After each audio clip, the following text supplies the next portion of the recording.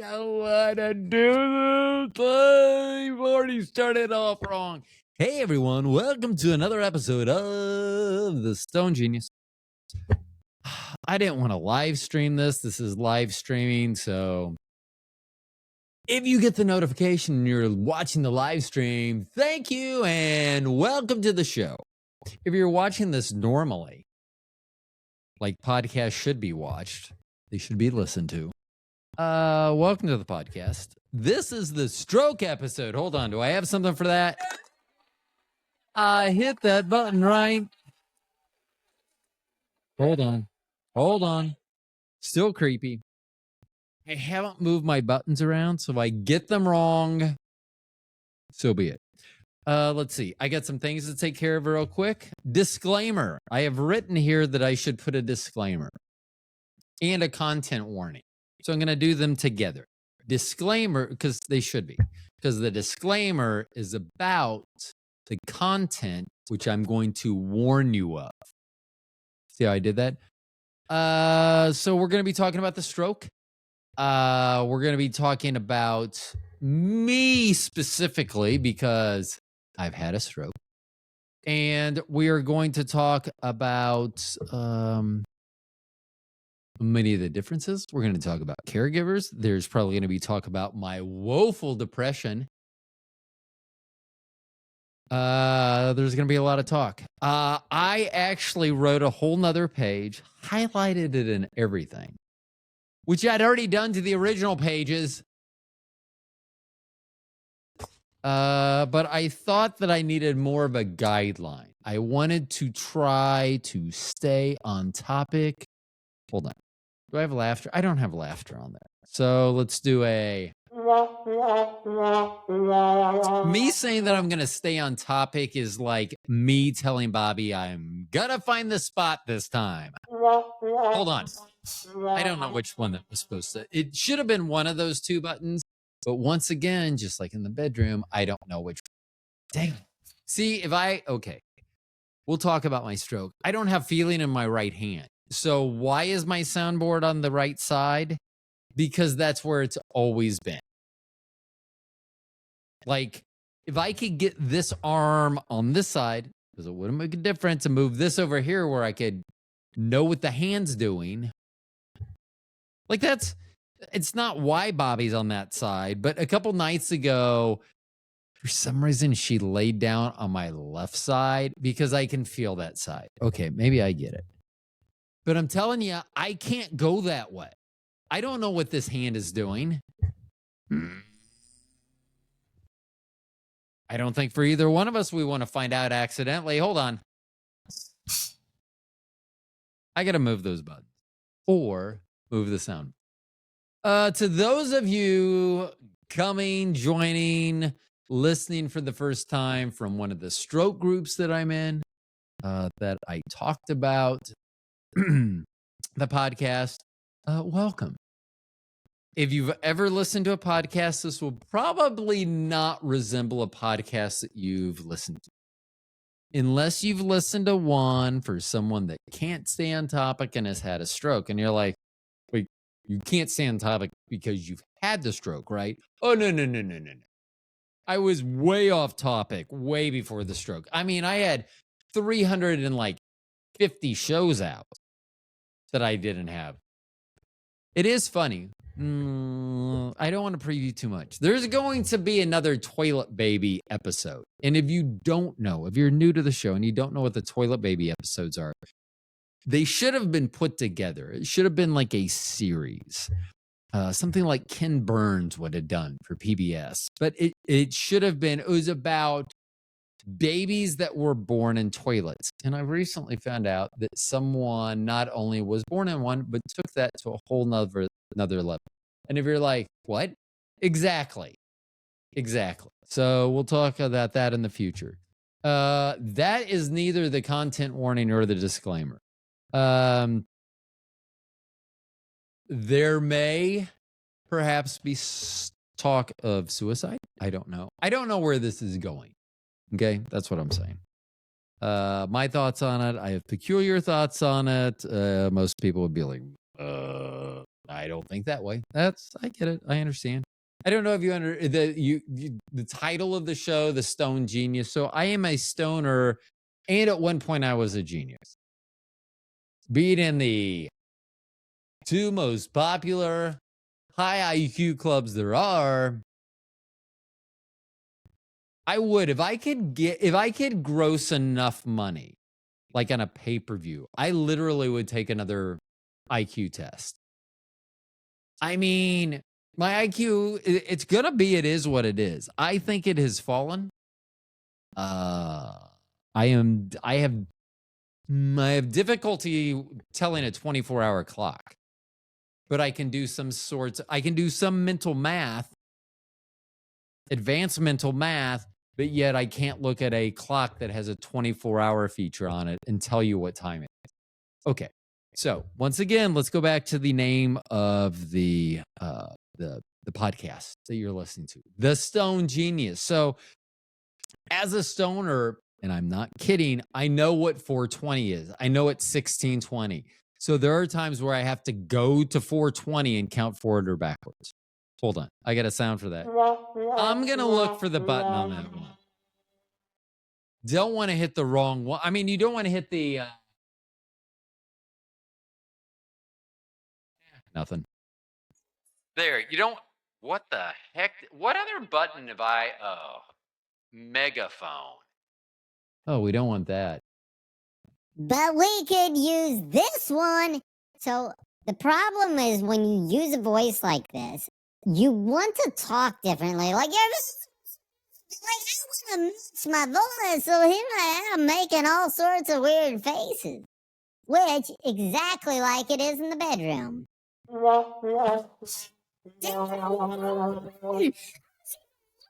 Hit the wrong button, which Bobby would say I've done a few times. I hit the right button. So I didn't move my finger, that's why. Which, oddly enough, Bobby has said, don't move your finger, I'll take care of this. Hold on. I was on the right thing too, and I went over. Ugh. Okay, I'm back. It is hard to speak with a voice and not do the voice. For those of you that are new and you're like, who is this Bobby he keeps talking about? Bobby's my wife. Of 27 years, we've been together 29, almost 30. On the day I'm recording this, maybe that's why it took me so long. Yes, let's blame Mo. So our oldest child, my first mistake with Bobby. I really got to move those two. I think I used this.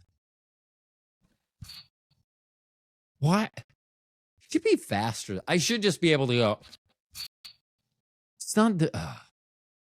Oh, because my fingers don't work properly. Okay, so we're now 8 minutes into this. I don't know how long this show is going to be. Like, typically, I would look at this and we're talking about an hour and a half-ish, which means an hour and a half will be stretched into 2 hours. Because at about an hour and a half, I would say, in conclusion, wrapping up, one of those trigger words about going, oh, yeah, he's almost done. You know, like being in church or temple, and then someone saying, hey, you know, and you're like, yeah, I get to get out of here. I get to go sin again.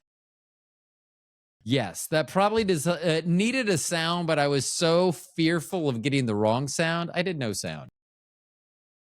And I've done that with Bobby before, too.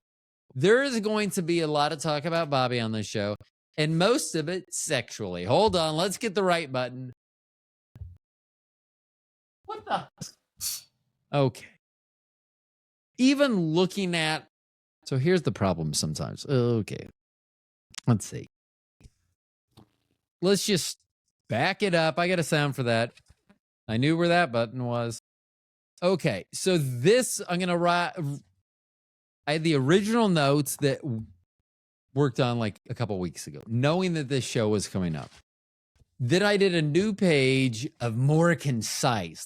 Let's keep it on point. And as you can see, after 10 minutes, I'm not going to do that. I mean, sure, I can say from this point forward, I'm going to do it, but I'm not. Sorry.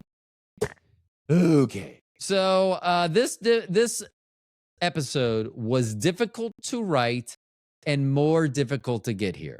So when did I sit down behind the mic the first time? The camera has been on since 7:30 this morning. It is now 2 p.m. You know why? Because I was looking at this watch, not this watch. That watch is saying 13:58. So it's 1:58. 4:20. If it's 4:16, I know that I'm busy in 4 minutes. Like, that's what I know. So I have been told by my speech therapist, the reason I can remember some things and not others is how deeply they're ingrained into my memory. I wish I would have known that from the beginning, because there would have been a few people, family members included, that I would have been like, I don't know who you are. Yes. Did that deserve a button? Sure, maybe. But you're not going to get it. You're just going to get a voice like this. Yeah. So that's weird hearing that. So like if I do this voice and take my headphones off, I don't know that voice is going on. I could talk the rest of the show like that. Which, who would think that was funny? Me. I would think it was hilarious. And I would also be able to see by the ranking of the episode that most of you decided not to continue listening.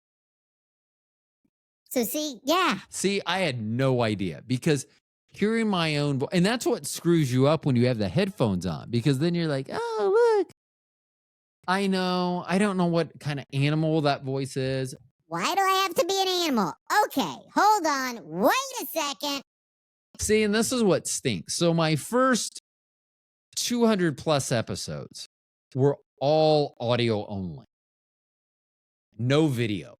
So I was able to do that. And through the magic of you not being able to see me, you could have thought there were two people. Like, would you have? No, probably not. Definitely not. Like, no, you would not. But could you have?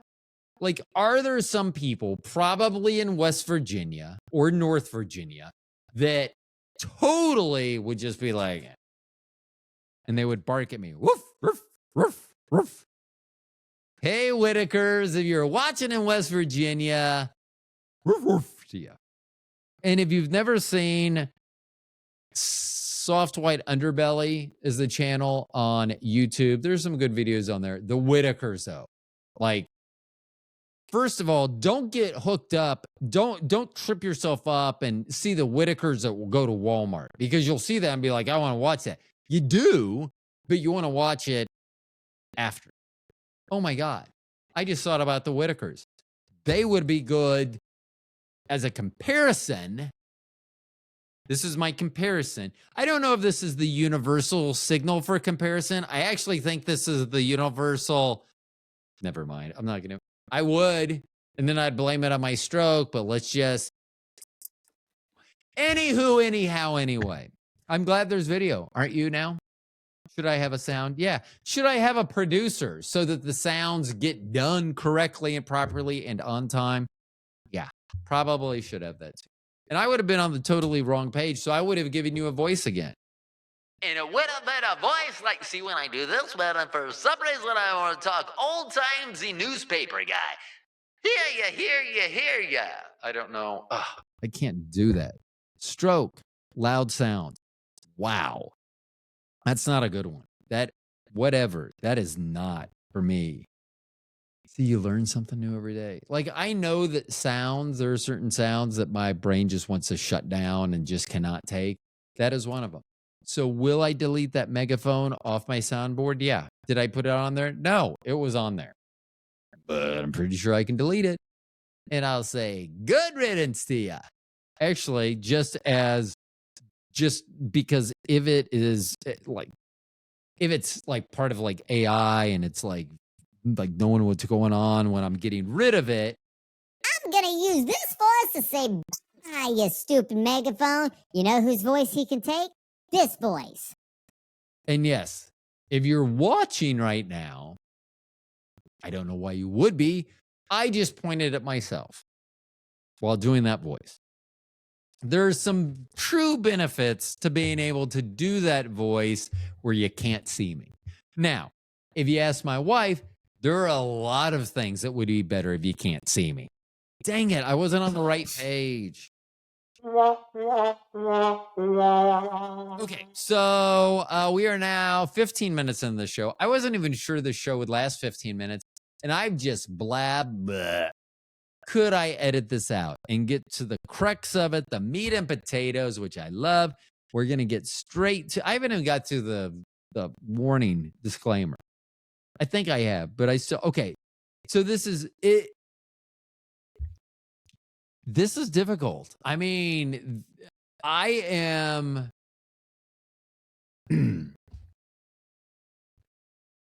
So let's talk about my stroke real quick. So I had a hemorrhagic stroke on National Stroke Day. Hold on. Do I have something for that? No, I don't. No. Stop. Okay, thank you. Come on, man. So I had a stroke on October 29th, 2024, hemorrhagic stroke in my basal ganglia area.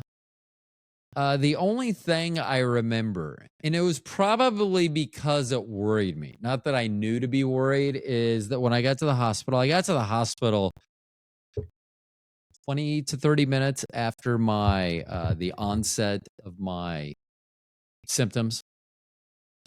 Worst headache. I mean, when they talk about worst headache ever, yeah.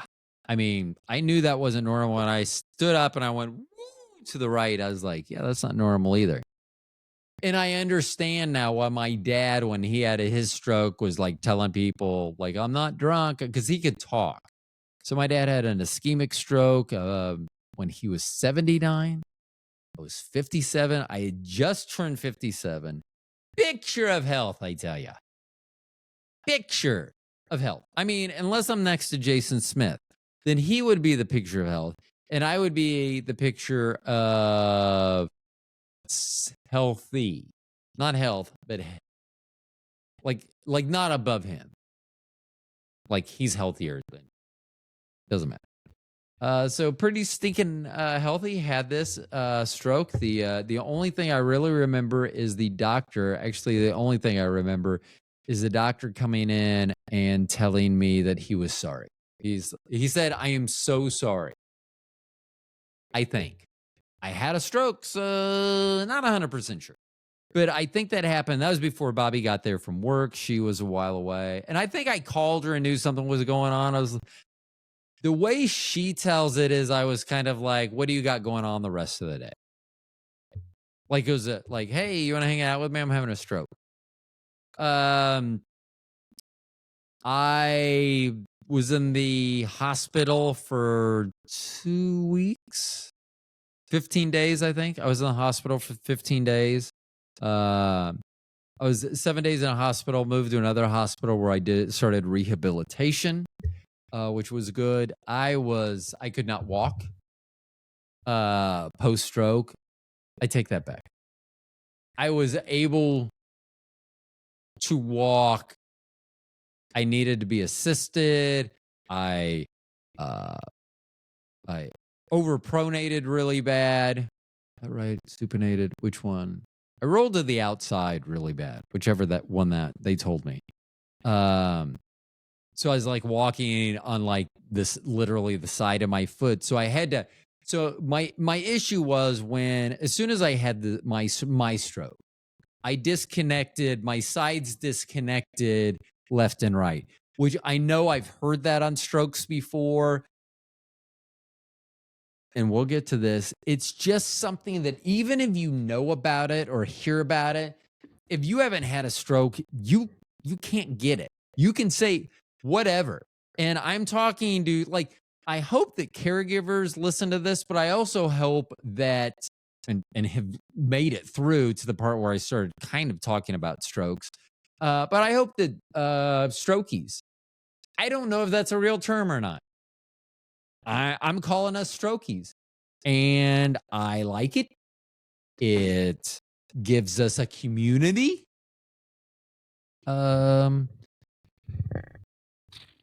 So my stroke, basal ganglia. So one of the groups that I'm in is specifically for stroke survivors of the basal ganglia. Depending on the numbers that you read, and we'll get to that here in a bit too. And I jump all over the place. I'm sorry, and you're welcome. It makes it entertaining because you're always like, what?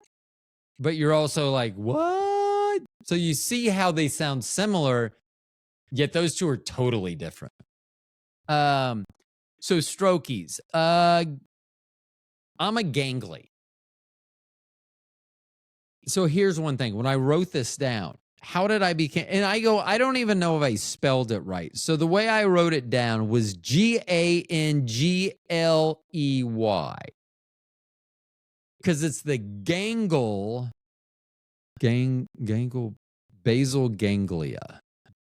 ganglia. So that it's the basal ganglia is where my stroke was.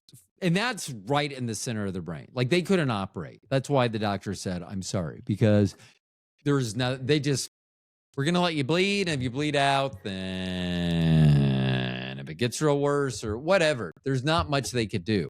And so by the time I got to the hospital, I didn't have high blood pressure. So what they checked me in at that they wrote down in my little book and everything was like 109/71. Now, I have theories of why I had a stroke. Doctors will debate me on this. They can't prove me wrong. I mean, and many of them will contemplate. They'll go, maybe.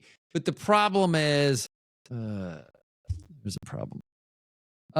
So when I joined this basal ganglia, join this group for people that had strokes, either ischemic or hemorrhagic, like I had. I had a hemorrhagic.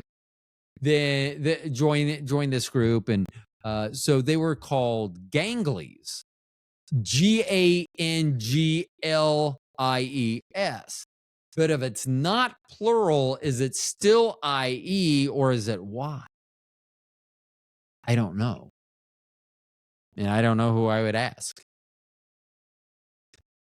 I mean, Mr. Merriam-Webster dictionary guy is not probably around. I mean, I'm pretty sure he's. I had a Webster dictionary when I was little, and I'm 57. I haven't turned 58 yet. I may make it to 58. I'm 9 months post-stroke, by the way. I turn a lot. I don't know why. Well, I do, because my left side works, so I think I stick it. I don't know. A lot of what I say are just theories. So I am a gangly. There are different types of strokes. I didn't know much about them. So an ischemic stroke is caused by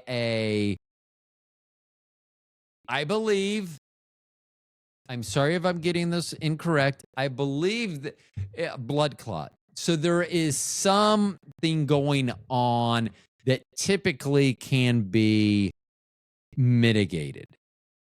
Like cholesterol, different types of things I think can be worked on, and maybe, but you can have that blood clot depending on how during the stroke the clot, and so they can use like anticoagulants and things so that you're not clotting. That will help. They can't do that with a bleeder like me with a hemorrhagic stroke.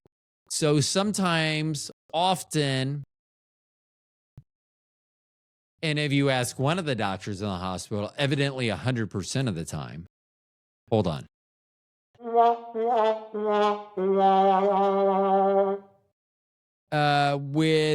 They can be caused by high blood pressure. Well, so our youngest asked me, and I'm looking this up on my phone while I'm talking to you, so I apologize. I mean, I don't. Where's my on thing? See, this is how often and frequently, I guess, I use it anymore. So, like when you're feeling better, blah, blah, yada, yada. So my blood pressure, let's just go over my blood pressure. Is 115/79.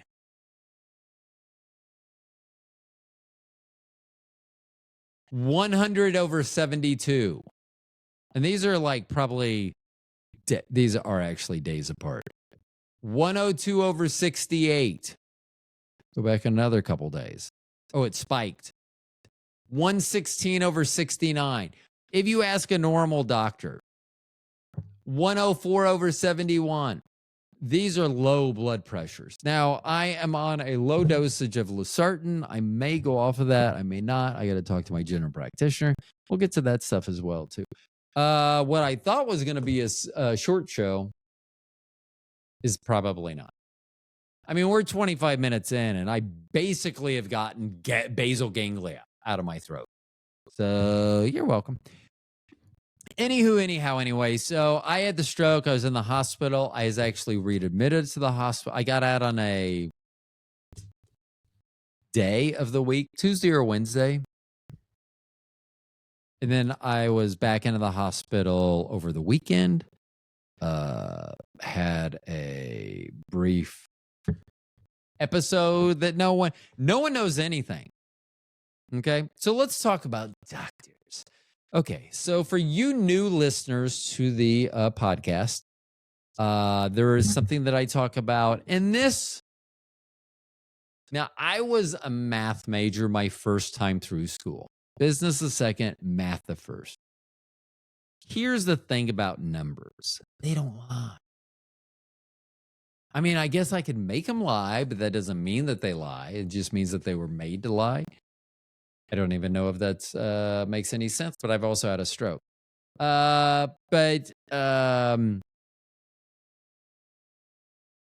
So even mathematicians, 50% of all mathematicians graduated in the bottom half of their class. I tend to point out that 50% of all doctors graduate in the bottom half of their class. And that's just mathematics. Here's the deal. Some of them will get mad when I say that. They're like, oh, whatever. I'm like, okay, you just pointed out that you are one of the people that graduated in the bottom half of your class. It's not that hard. And here's the thing. No one's ever proved me wrong. Like people will be like, no, I'm not. And then I'll go, okay, show me your transcripts. Where did you graduate in your class? Show me your fucking grades. That's all you got to do. I don't even have to talk about it. I can just say, I've seen him and I was proved wrong.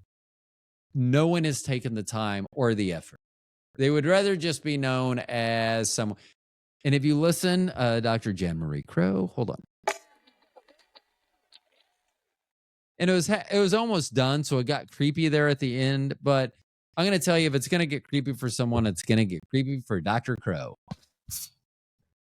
Bobby, my wife and I joke about her being Dr. Benjamin Buttons because I think her and I, when we met 22 years ago, I think we were about the same age. That's what I would like to think. Although, now that I think about it, she could be she doesn't look like she's aged. It actually looks like she's gotten younger. Although I've gotten older, so that could account for the younger. She doesn't look any older. I mean, she literally could be a vampire who's 400 years old. Here's the deal, though. If you are a vampire and you have lived to be 400 and you have become a doctor, you should be a good doctor. Like, don't try different disciplines. Like, oh, I've done this for 80 years. I want to try something new for the next 80. Fucking pick a discipline and stick with it. Like neurology. I would love to have a good neurologist. I have yet to find one. That is a big thing in a lot of these groups. So we'll talk about the doctors. So I hope there's no doctors actually listening to this podcast. That being said, if there are, hey doc, how you doing? The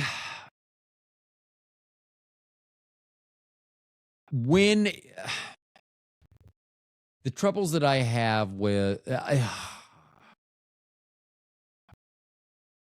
so my stroke. Let's get back to my stroke. I know. I veer. Sorry. Get over it. I've had a stroke.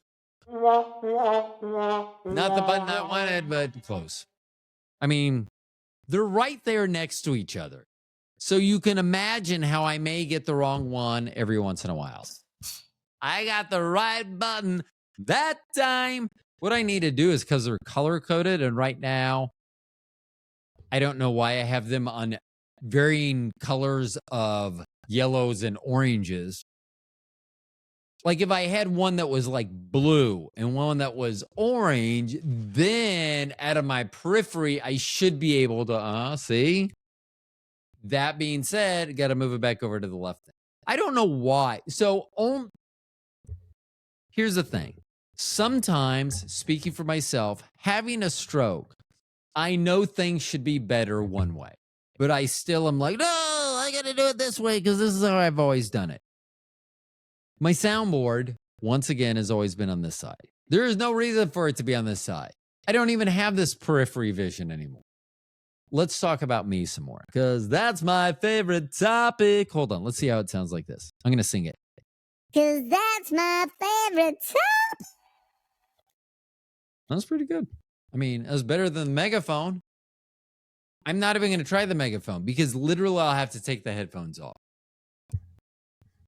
Wow. That was, and that's what's weird. Sometimes you don't know until you know. And that sounds like a stupid statement, but you're welcome. You can use it if you want. I mean, feel free. So I have my stroke. I had some discussions with, let's say at least one that I remember and I've been told about. Not really remember. I vaguely remember. I only remember one part of it. Very impactful. So I had a nurse come in one night and they check your vitals in the middle of the night and everything. And I think Bobby was spending the night at this time. So, okay. Let's back up real quick. So I said that I was in, I was out, I was in. So when I first went in the day of my stroke, because that's kind of jarring and everything. We didn't have any animals at home at the time. Our Doberman had passed 3 months prior. And, but Bobby went home. I mean, it was a lot. She had rushed to the hospital and I get it. There's no reason I don't remember anything. So I remember that doctor saying that, I'm really sorry as he shut the door behind him. And it was only the two of us in there. And then I'm assuming that there was nothing more. Like, I wish I had a zipper. Zip. Because see how funny that would be? I'm really sorry I'm going to have to do this to you. Close the door. But see, I forget sometimes that I even have the soundboard there because I just got it back. And so those sounds, it's like, maybe not. I don't know. Okay, so so that first night, the only night Bobby doesn't stay at the hospital with me, which this could have been my way of guilting her into staying with me. I had an episode. I don't know what the episode was. They come to take your vitals during the night. So I had my stroke at approximately 11 a.m. I think on a Tuesday, 11 a.m. And so this is like midnight-ish or something like that. They come in to do my vitals.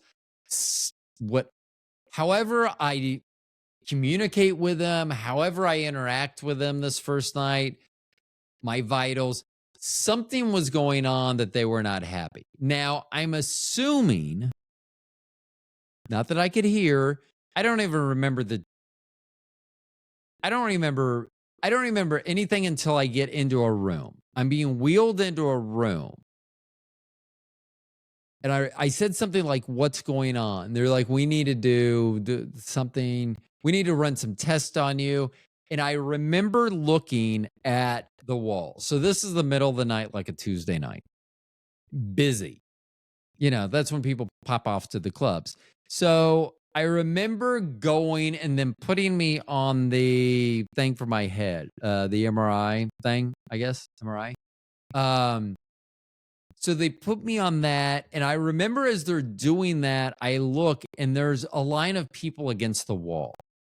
Like, I don't know if they're each there because they each do something different. I don't know what was going on. I don't know. I'm assuming I was calm, but who knows? Maybe I was shouting obscenities and fighting everyone.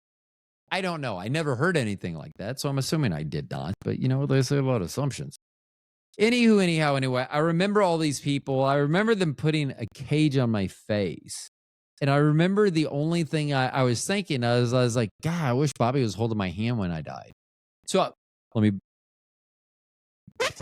So my disclaimer, which I talked about, is I will talk about if I would have died this day. That would have been a great way to go. Honestly, like going in your sleep sounds great, but you don't get to say when I was having my stroke, I knew I was having a stroke.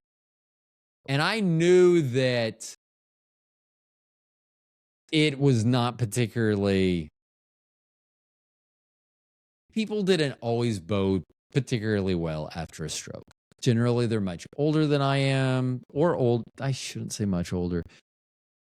And I don't even know that number. And numbers don't lie. So I don't know. I don't know what the average age of the stroke victim is. But I will tell you, I thought that I was too young and too fit to have a stroke. I was incorrect about that. So I obviously am having a stroke. But besides I had the worst headache ever. And that's what they say about a hemorrhagic stroke. I knew. I just was like, this is not right. I'm 57. I've never had a headache like this. And once again, I stood up and but after that, I didn't have any pain. By the time I got to the hospital, I had lost the ability to walk. I had walked to the car. Once I got there, I think I kind of stumbled out. I'm trying to remember stories that people have told me. I think I stumbled out, but then I think I lost my ability to walk because then I didn't really walk for a few days, which was, I'm very lucky. So let me fast forward now. So I'm in the hospital. Nothing goes on that night. I don't even know. We don't have those records. I need to go to that hospital. That was the first hospital. I do have all my MRIs, head scans, everything for my second. I want to see the first because there was a 2-week from the time that I entered the hospital to the time that I went.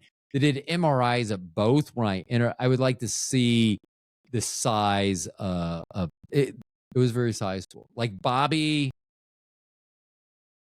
this is going to go out of order a lot. And I apologize, people. And hopefully you could stitch it all together. Could I edit this in a way that makes it more coherent? Probably. Not going to, but probably I could. Like if you said, could you? Probably yes. Are you? Most definitely no. So I have that. I'm in the hospital. I go to like a rehabilitation hospital. And they were great. So I was there a week. When I checked out, I rang the bell. I'd lost about 15 pounds over this time, dropping down from 16, I guess. Typically, I'm 172, and I dropped down to 156 while I was in the hospital. And I will tell you that still considers me a healthy weight, even at 6'5". So, anyway, I'm in the hospital. I was going to talk about this. So I had a nurse come in, Bobby spending the night, because of course that one night she wasn't there. I almost died again. So you can see she not with me. I almost die. She's with me. That doesn't happen.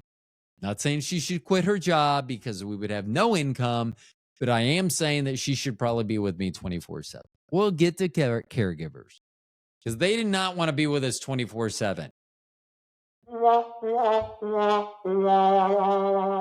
Probably my caregiver. That's fine. So a nurse came in, and I had different nurses during the evening times, it seemed like. I may have the same one for 2 nights in a row and then a different one. And a woman comes in and she's checking my vitals and everything. And she goes, "You had a stroke?" And I'm like, "Yeah." And she's like, "You don't look like you had a stroke." Okay. And then she starts doing, she's like, the strength, like grab my finger, push, and then she like would put her hand on top of my foot, push up, and have a hand underneath it and pull down. And she's like, but you haven't lost your strength. And I was like, yeah, I know. And I go, but just so you know, I can't feel like you lifting my foot up and down. I don't know that you're doing that. I have no feeling on that side. Once again, I think even in the medical field, that if someone heard this, that they would have trouble. Like you can say, oh, they don't have feeling, but you just can't get it. And speaking of which, so I lost all my feeling on my right side. So here we go. So you can see me. I can do stuff. That's pretty good. Yeah, pretty overlap. I don't have feeling on my right side. I don't think I've seen Bobby's. Actually, it was going to be a joke, but my eyes weren't open. So I got to tell the truth, and I can't make a joke out of it. So I went to a neurologist just a few weeks ago. And Bobby knows. Bobby loves me. She's with me all the time. She knows I don't have feeling. The problem is every once in a while, I'll hit like my right hand on something. And it'll make a thud or a whack or it'll be a sound. And I will say, ow. And she will go, did you feel that? And I will be like, no. She's like, why did you say ow? And I'm like, because the sound was loud enough that should have hurt, but I didn't feel it. And generally, the only way I would feel that is if I hit something and the rest of my body turns. So last night. So last night, Bobby and I are sitting on the couch watching TV. And I think I was sitting on the edge of the couch, like doing my exercises or something. And I went to lean back. And all of a sudden, I was like, whoa, whoa, whoa. And Bobby had to like sit me up. So when I was sitting back, like right underneath my rib cage, I started literally folding up. And I don't know why. So here's the thing. The only reason I know I'm doing this, I can't feel anything on this side, is because the other side is like, I'm like, oh, okay. Like if this is going that way, I can't feel this side, but I can definitely feel this side. And so Bobby, I was like, oh, and I was like, and so Bobby sat me up. It was the Kleenex box. The square Kleenex box was behind me. I had no idea. I couldn't feel it. So it had wedged in. And when I tried to scoot back further, I literally just like, and like Bobby, like, I know that so the neurologist story I was going to talk about last week is that from last week, a few weeks ago, whenever. I have no concept of time anymore. We went to a neurologist and they were checking they go, close your eyes. And they're like checking my left side and they're poking me with something. See, I can't tell if my nose is running on the right side, which sometimes it is, sometimes it isn't. And it's never great when you're like, yep, nose is running. Oh, that probably should have been more of a snare drum than a trombone, but whatever. I hit the wrong button all the time. So I close my eyes and they're poking me in their I'm like upper left arm, left forearm, left palm. So I say poking. Bobby says stabbing. Bobby's eyes lit up when she says stabbing. When she says poking, not so much. Like if she's saying I'm stabbing Rodney, for some reason she finds, at least her eyes, find a lot more joy than saying I was poking Rodney. Anywho, I believe that's called pegging. Hey-o! I'm not going to let this show travel too far from the norm. Anyway. So my eyes are still closed. And I was like, are we taking a break? Can I open my eyes? Because I thought maybe they were like putting something in the computer. He felt 9 of 12. I didn't know what was going on. And they're like, no, we're still, I could not feel. I mean, Bobby was like, this doctor was pressing so hard on my skin with this, for more or less a needle, that she was surprised that it didn't draw blood.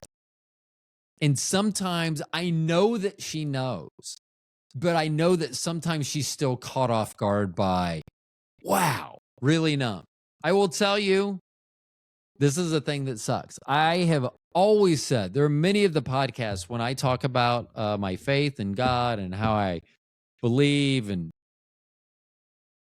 one of the things that I feel God's presence in my life is that the sun shining on, love the warmth and the feel of the sun on my skin. That's why I love going to the pool. If I could be naked out in the sun, I would. I love that feeling.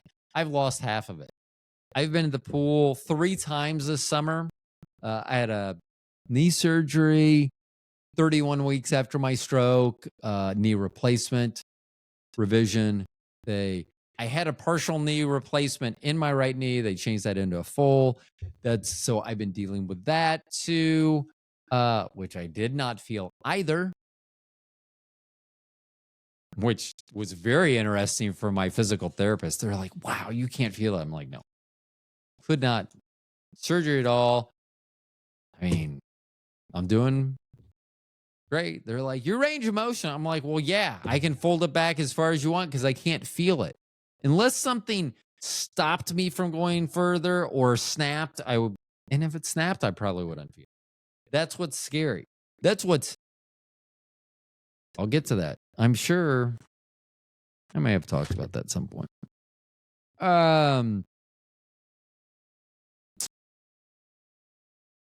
So my journey, so I am now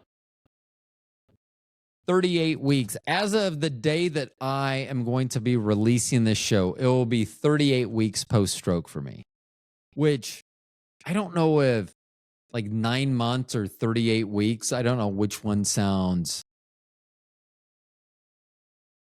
And not better is not the right word, and not just like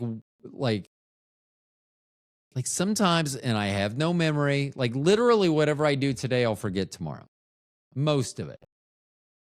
There may be 1 or 2 fragments that stick with me for the most part, like conversations I have with my wife. And she knows. I mean, and it's just, I'll ask the same thing. I'll do things. Yeah, it's strange. And it's strange for her as my caregiver, which is weird to call my 50-year-old wife my caregiver now. It sucks. And we'll get into that. Yeah.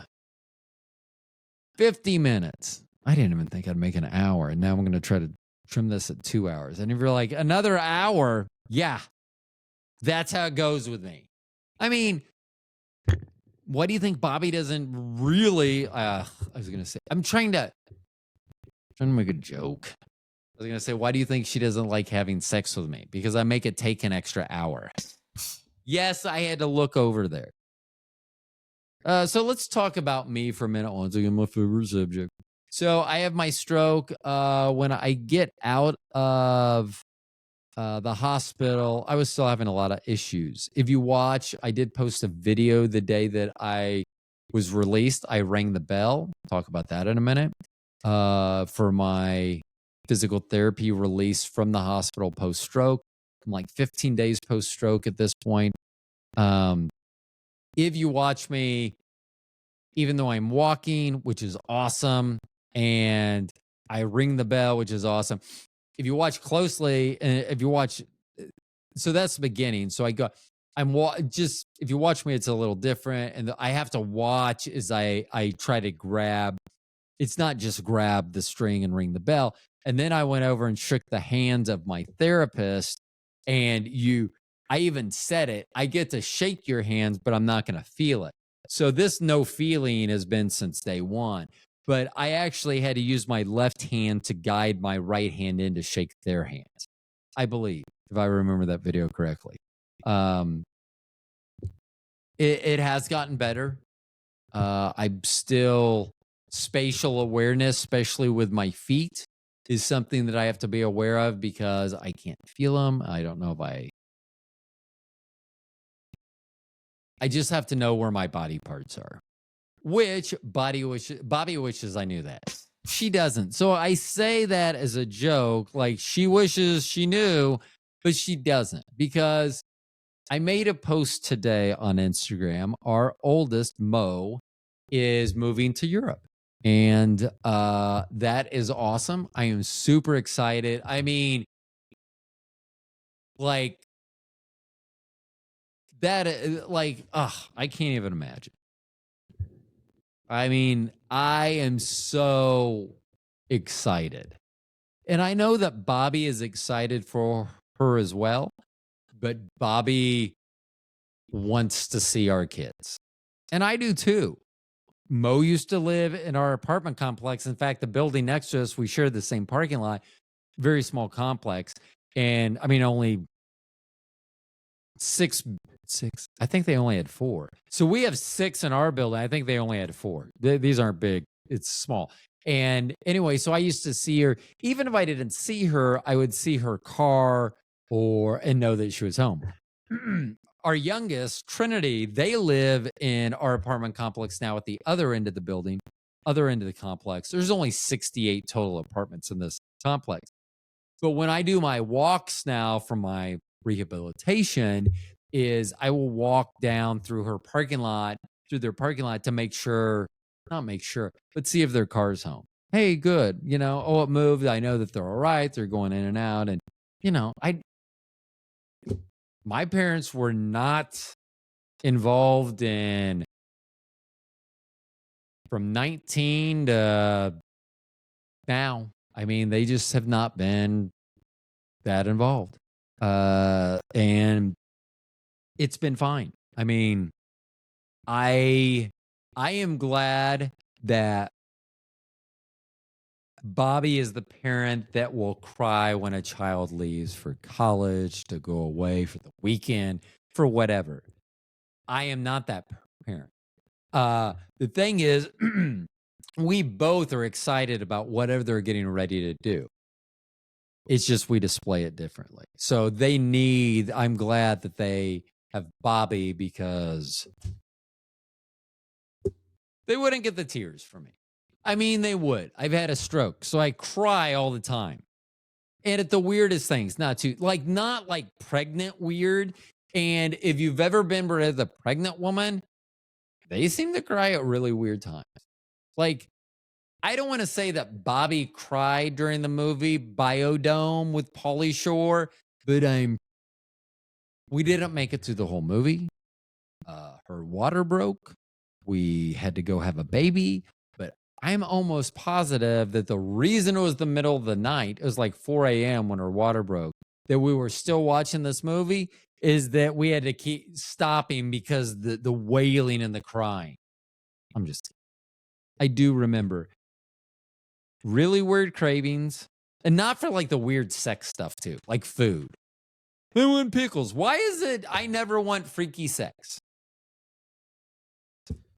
Anyway. Okay, so, oh my God, I have barely gotten into this, haven't I? Fudgesicles. What's on this page? Sorry, people.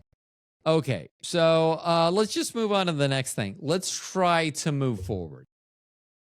Hold on. Actually, I probably needed this one. No.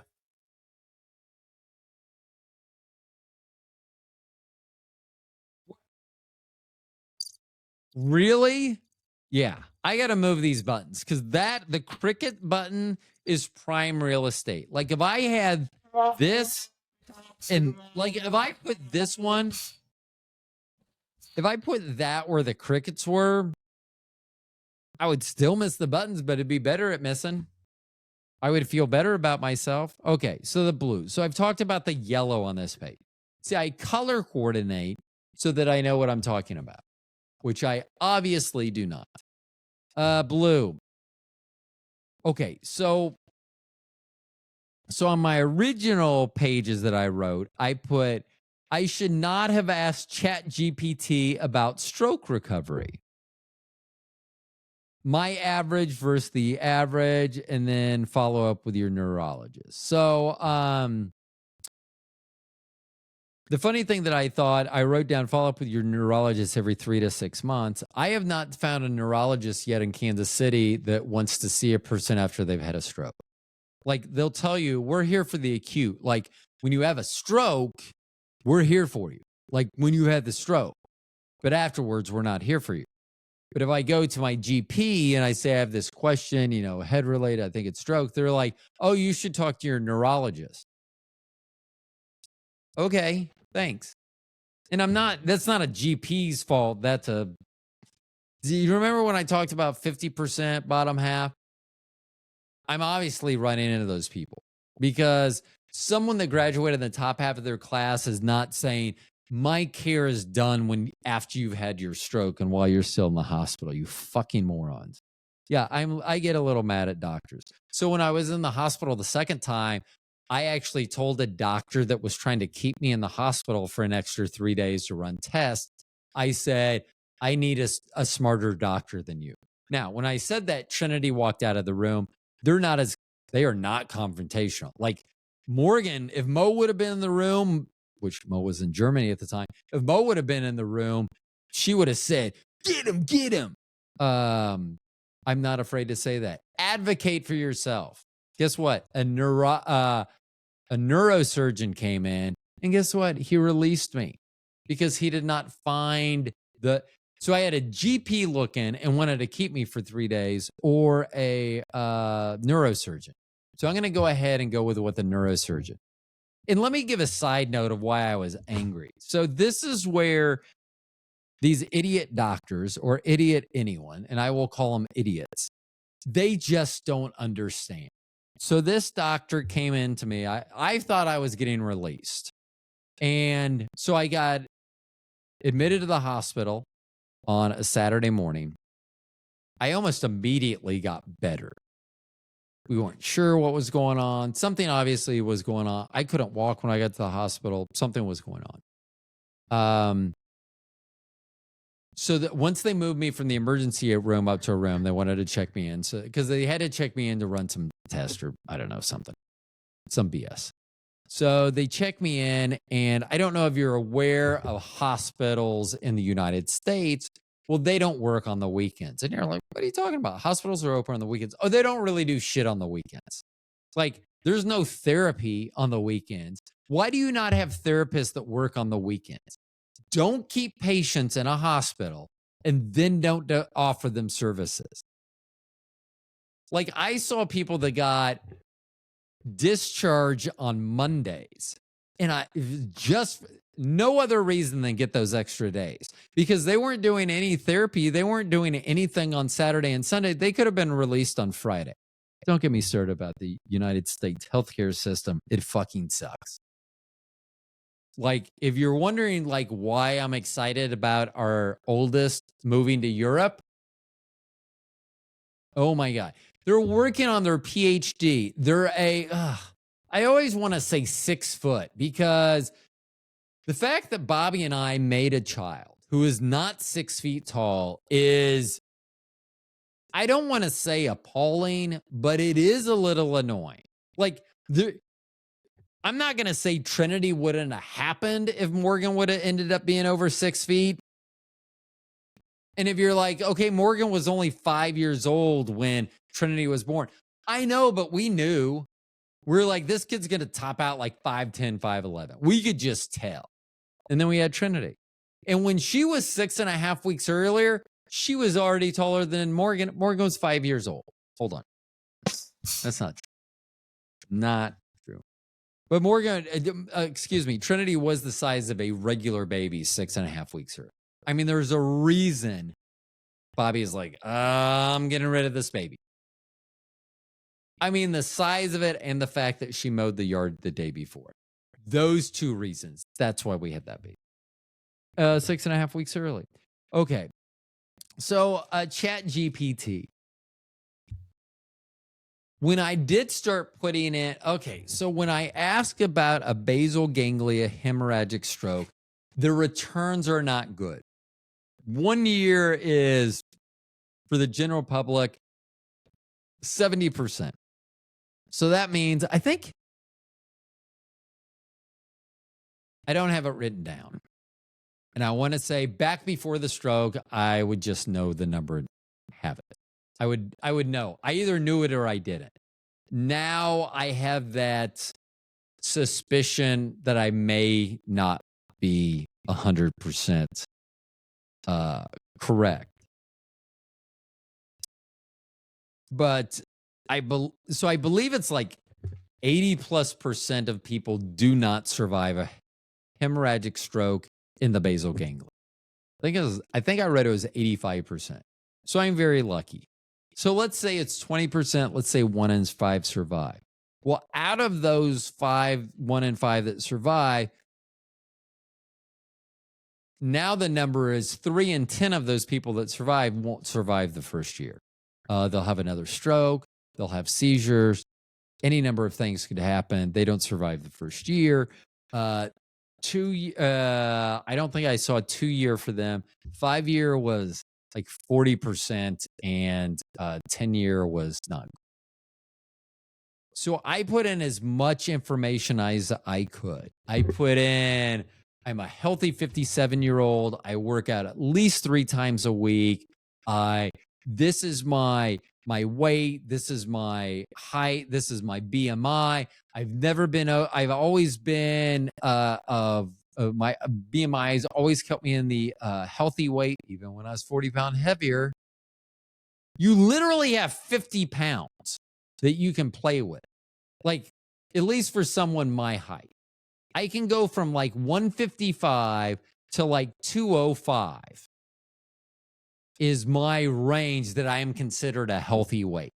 I literally could put on 40 pounds 35 pounds from where I am right now, and I would still be considered a healthy weight.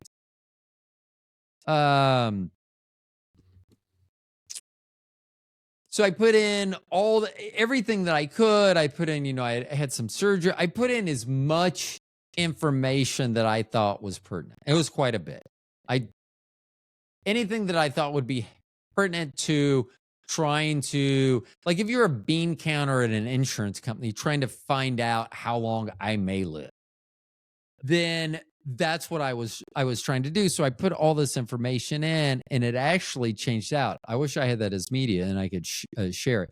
It was pretty interesting. So I asked for a 2-year, 5-year, 10-year. It had me at 2 years at like 90% survival rate. 5 years was 80 to 90%, and 10 years was 70%.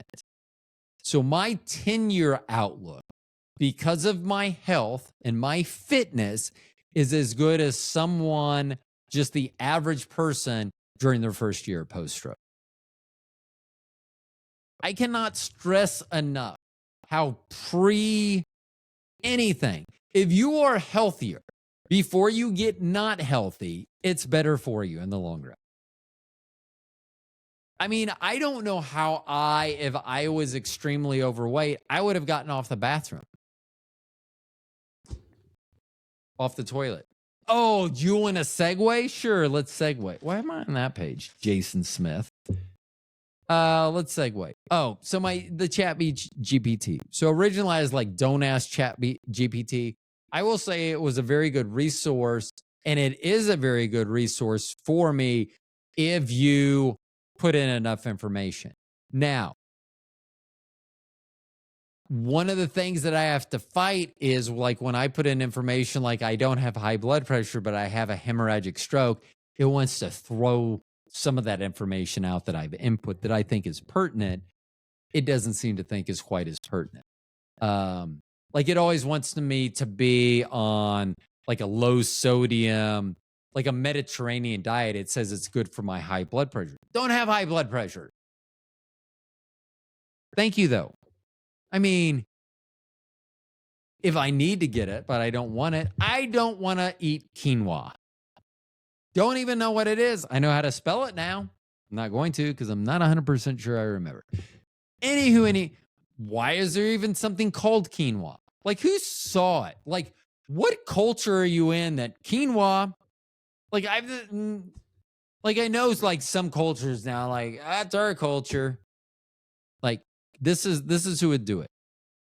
That's our culture. We're not happy, Mister. I love that voice. My wife loves that voice. Like, if during the middle of sex, I could start, like, change my voice to that, she would finish so much quicker. Like, usually she has to close her eyes and then she's able to finish. Like, I'm like, hey, let's make eye contact. And she's generally like, let's not. Dang it, I'm on the wrong page. At least I knew I was on the wrong page. See, this is weird. So, not weird. So sometimes I get pins and needles on my right side that I can't feel. And then I can't. Okay. So ChatGPT, if you're going to do it, just put in as much information as you can. The reason I kind of laughed there for a second. So I wrote down also, discuss my journey, ... be briefish. Yes, I wrote brief -ish, be briefish. At 1 hour and 6 minutes, I'm going to say that is not brief. And I've warned you, longtime listeners, new listeners, I may not have warned you. Because it was an hour ago, I've already forgotten what happens at the beginning. Okay, let's talk about caregivers or depression. What do we go to next? Oh, I wish I had dice to roll. Caregivers or depression. What did I have on this one? It was, let's do this. Instead of talking about caregivers or weed, caregivers or depression, let's talk about weed. Do you like that Freudian slip where I put weed actually in there? So I wrote weed, glorious weed, and then I wrote nothing tingly.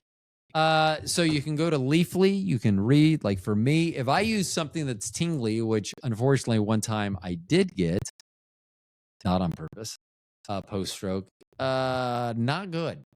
I mean, I'm going to smoke it because I'm not wasteful. But I'm telling you, it doesn't feel good. I mean, the tingles, those pins and needles suck. Now, I will tell you, I have found a couple of good strains from one cannabis company. I'm actually going to reach out to maybe their owner this week to see if maybe they would like to, I don't know, do some sort of collaboration. Okay, so weed, glorious weed, nothing. It was caregivers. Before I get to caregivers, I'm going to write something else. For you all that are living post-stroke, or are you living as a caregiver to someone with a stroke, I did write this down, and it is important to remember. Remember the new post-stroke blessings that you have. Like I say, I could be gone. Now, would it have been... Yep, we're talking about caregivers. So, would it have been easier on my wife if I died? Maybe not in the short run. I don't think she thinks about what happens if I'm by myself, or I do have to contemplate. I mean, I do contemplate stuff like that. Like Mo leaving for Europe. Is there a chance I will never see her again? Sure. And I'm aware of that, but that doesn't temper my enthusiasm for her going there and living the life that I want and that she wants to live. I'm more excited about that than the fact that I may never see her again. I've seen her a lot. So, and yeah. And I know some people, not her, not I, sometimes Bobby, when I call Mo our mistake, she was, and I don't mean that negatively. That night, I did not go, geez, I'd really like to put my seed in this girl. And I guarantee you, Bobby wasn't like, oh, I hope this sticks. She was in mourning because her grandmother had just passed away and she'd gone to the funeral. I was horny because she was hot. And so we had sex. And we had a baby. I mean, 9 months later, 9 months, 2 weeks after we met, it wasn't technically a one-night stand. Did she go home with me the first night? Yes. Did she go to sleep once we got there? Yes. So, yeah. Yeah, even back then there were guys, be nice to girls. Guys, be nice to guys. Girls, be nice to girls. People, be nice to others. Now, if you see me in public and you see me not being nice to people, I know. I'm well aware. But I'm not gonna change. Remember your post-stroke blessings. So I know that I could be dead. I am glad that I am here. We'll get to that part in the depression. I'm glad that I'm here, but I don't know why. We'll get to that. Let's talk about caregivers. I'm only going to speak from my personal story with Bobby and the stories I hear from stroke survivor groups. I'm not going to mention their names, not that I would recall them, but I don't think it's. I can only really talk for my story with Bobby. Now, Bobby and I have it very lucky, very easy. Easy is not the right word. It is not at all the right word. We have post-stroke blessings. She does not have to care for me. We do not have to hire outside help to come in and take care of me. I can't drive anywhere. There are a lot of things that I cannot do. I'm pretty much banned from the kitchen. I can't, well, not banned from the kitchen. Hot stuff. And if you're like, well, just like put an oven mitt on and then you could, whatever. Yeah, you would think it would be that easy. Like, remember when you were like making something and you like don't put an oven mitt on because you don't need any like touch something and burn it and you're like, shit. Mm-hmm. And if you're like, I've never seen that before, I will record Bobby every time she bakes. And she is an amazing baker. Like, amazing. Like and here's my thing. If like people want to know how disciplined I am, taste Bobby's baked goods. And then look at me. Once again, taste Bobby's baked goods, look at me. And if you want to know my level of discipline, that's it right there. Because her baked goods, her brownies with Rolos in them. Oh my gosh. So Sean Wickens was on the show recently and we talked about his pop brownie recipe. Well, he sent it to me. And so Bobby is traveling last week and this week for work. Next week, I think we're going to try those. She makes these brownies with Rolos in them. You know, the little like candy, the chocolate covered caramel candy, which chocolate and caramel. Oh, my favorite. Oh my gosh. Like so I know I sidetrack a lot. So when Lot and his wife were leaving Sodom and Gomorrah, his wife looked back and turned into a pillar of salt. I'm telling you, if Bobby would turn into a pillar of chocolate and caramel, I would, and like, I'm not looking. I'm like, look, you should see that. I would like be trying to get, like, if she would turn into that, I'm not going to tell you where I would start eating chocolate and caramel. If she could make wheat, oh my gosh. And here's the thing, like, let's get back to me for a minute because I love talking about me. Sometimes I miss the table. Boop. I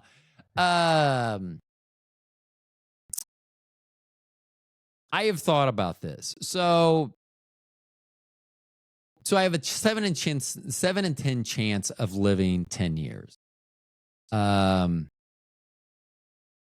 4 out of 5 chance in living 5 years, which I don't even know as a 57-year-old. Like, what are my chances? Like, what are my chances living to 67? Like, I'm like, 70%, that's really good. Well, how about if like I hadn't had a stroke and it was like 69%? It wouldn't seem, I'd be like, oh. But I've been thinking like, so I've started working out again. So I've had changes. So I used to work out at home, dumbbells, things like that. I've had to start using a barbell,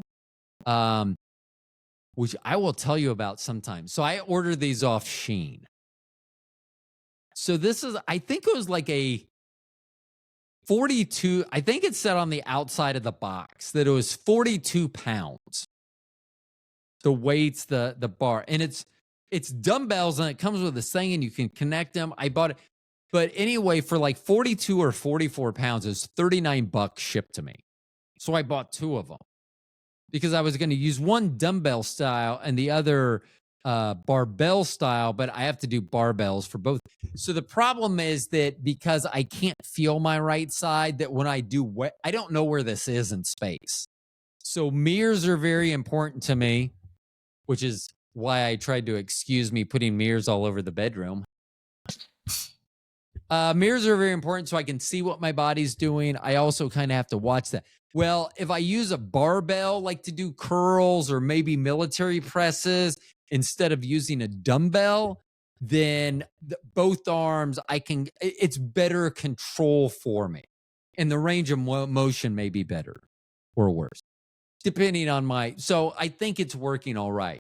So here's a thing that Jason and we're going to talk about at some point, but Jason and I need to talk about the fact that I need to start doing leg day.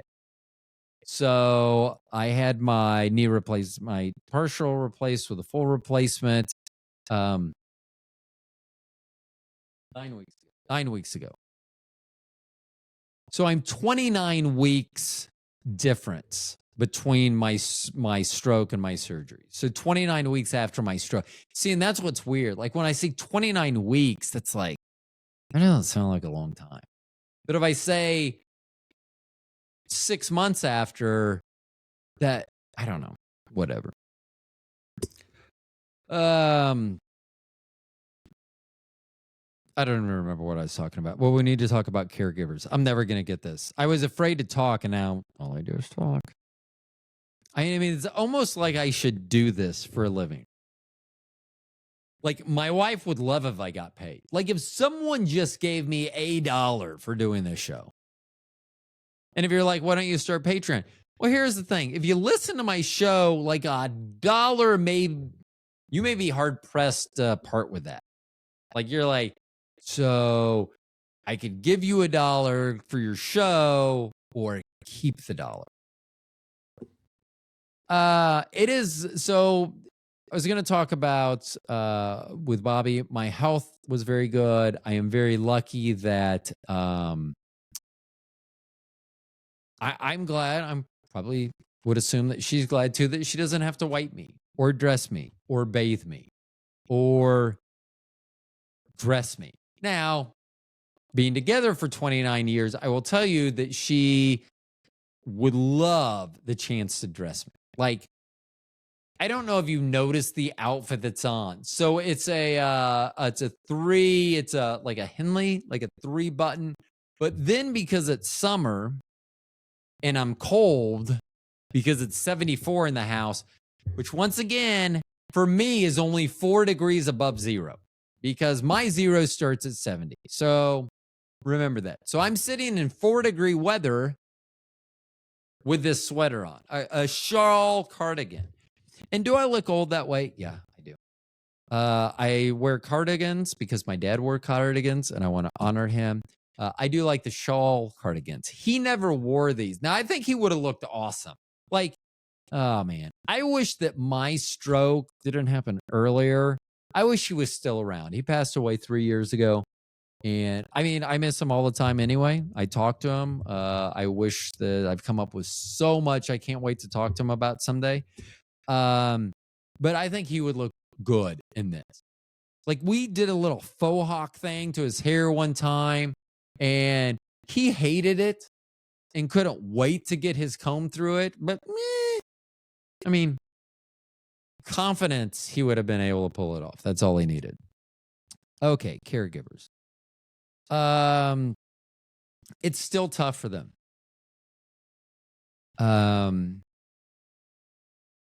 They still go through a lot. Like Bobby, if I need an errand run, I mean, I can Uber, but depending on how my body's acting that day, I mean, yeah. I mean, and I probably need to start doing that to make myself more independent so that she is relieved of that. Caregivers go through a lot. They go through, I'm lucky. I mean, I'm still fairly functional. There are many things I can't do. Like, I wish, and I thought about it today, I really was going to put on a nice shirt. I was going to wear a navy pinstripe shirt with a navy and red tie. I love that outfit with my navy suit. I love that. I was going to wear that. One of the things post-stroke, because I used to wear suits all the time. I have 5 suits right over there. They're hanging up that haven't been worn really much in the last year, 9 months. And then I have my my tuxedo. And I think it's funny now. Stop. I didn't invent the blue tuxedo, but I've had a blue tuxedo with the black satin, satin or silk lapel. That's been my tuxedo. And then, like, this year, I noticed an award show, some people were wearing them. And fine. But there's certain people that shouldn't be wearing them. That's going to be a different show. We're going to talk about that. Caregivers. I don't want to speak too much for Bobby. I know that she's going through a lot. One of the things going on right now is we lost our dog, Dakota, our Doberman. So we always have Dobermans. We lost her. It'll be a year ago tomorrow from the time I'm recording this, and it that did a doozy on me. She had spinal stenosis. She was 8 years old. Even the day that we took her to put her down, she was still smiling and happy. She couldn't walk and she was in pain all the time. And even the vet, our longtime vet, said it was time. We put her down and didn't have a dog for 3 months. There is going to be a mourning period, not having a dog. Dakota, if you've listened to the program, she was an amazing dog. She was a very challenging dog. She had a lot of health problems. She was a puppy mill dog that was rescued by the SPCA. We adopted her through there. We were very lucky that between our resources and the generosity of Dr. John Lyle at Crest Animal Hospital in Grandview, Missouri, she had couple of hip surgeries, metal plates put in, a lot of stuff going on. She had a great life, but we put her down. So I have a stroke. About 3 months after the stroke, a breeder that I know, a Doberman breeder, about 45 minutes from us, I went down and Bobby took me down. I was still using a cane. We thought it would be good. I thought it'd be good. I needed to get out. I wanted to see someone. I wanted to see their dogs. I was really excited about this. When we got there, there was this beautiful 3.5-month-old Doberman, 4-month-old Doberman, Indy. And she was amazing. I fell in love with her immediately. She was great. And it's not the first time I've done this in my life. Sometimes I will throw things out there. I've even done it in jobs. I left a job because I threw something out there. Sometimes I'll throw things out there and I'm like, oh, they're never going to accept this. Whatever I tell them, like my job, this job wanted me to come to them. Circuit City wanted me to leave Best Buy. This is back in the 90s. So they were aggressively for months recruiting me. So they go, what would it take to get you to come to us? Would you ever come to us? I go, sure. And so I gave them a list of all these things, thinking there's no way that they would say yes. Well, they said yes. So I was like, okay. So I gave my 2 weeks notice. I went there. I immediately knew it was a mistake. So this would have been 2000. So I leave and I go, this is the first quarter of 2000. Getting ready to open a new store here in Kansas City. I go to Richmond, Virginia, where our corporate headquarters are, for management training. And while I'm there, it was announced. I was actually in the bar at the hotel one night. In Circuit City and we're like literally down the street from the Circuit City World headquarters.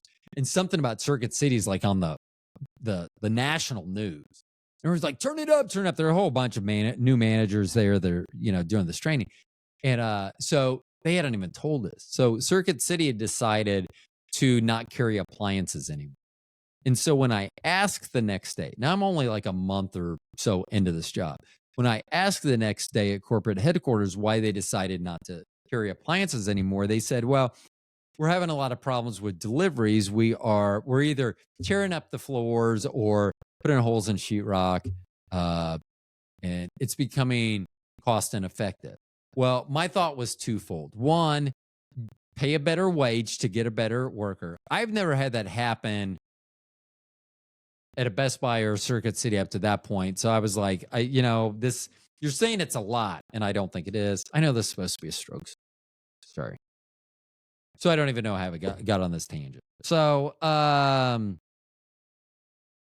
it was something about, making a decision. Yeah. So anyway, the rest of the story doesn't matter. Anyway, like a month in, they said they weren't going to carry appliances. I was like, oh, fuck, I made a big mistake. So, and sometimes you think you make a mistake early. So, this was talking about Indy.